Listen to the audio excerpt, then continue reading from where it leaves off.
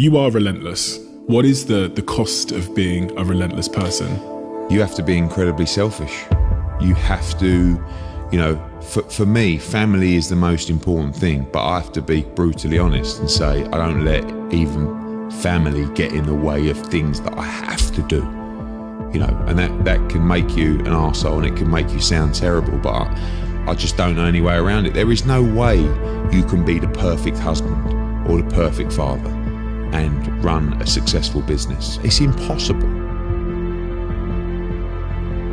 It's impossible to be great at anything without making sacrifices. It doesn't matter if you're a fighter, if you're a sportsman. You speak to all successful people. You can't be everything. It's impossible. It's very important that when you get to whatever stage when God says that's enough for you, that you are able to look back and say, I couldn't have done any more.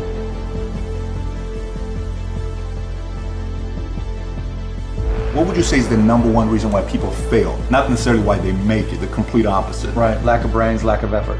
Lack of brains, lack of effort. They don't know even about their business. And so you've got to put in the effort to know more about your industry than anybody else. Because look, if you're competing with me, you better know what you're doing, otherwise I'm gonna kick your ass, and you're not gonna outwork me. And so, the combination is usually what kills businesses early on more than anything. The fact is, growing a business is almost impossible. It's going to take years. You're going to have to make mistakes. You're going to have to pivot. And you have this horrible decision about the balance of time in your life. Get ready to fail multiple times, because that's what's going to happen. And if you can't handle that, don't try. Whenever one of my friends starts a company, they ask me for one piece of advice, I always say the same thing. I say there's going to become a day in your company where things are just awful, where it's so unbelievably painful. I've never seen it not happen. It requires a ton of resilience. It requires a ton of self-belief.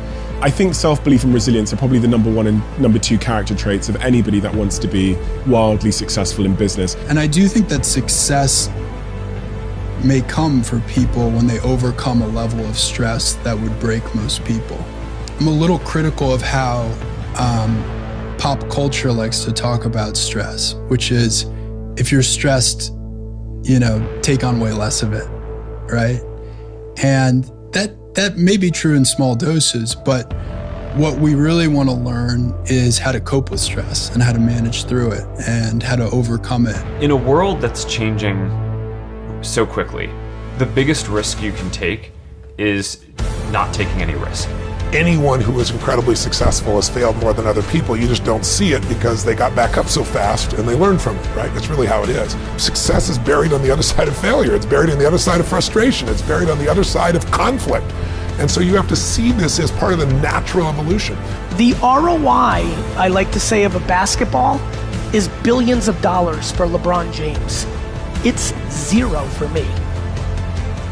How one plays with the tools is the variable of success. When I quit studying individuals and started studying people, everything shifted for me.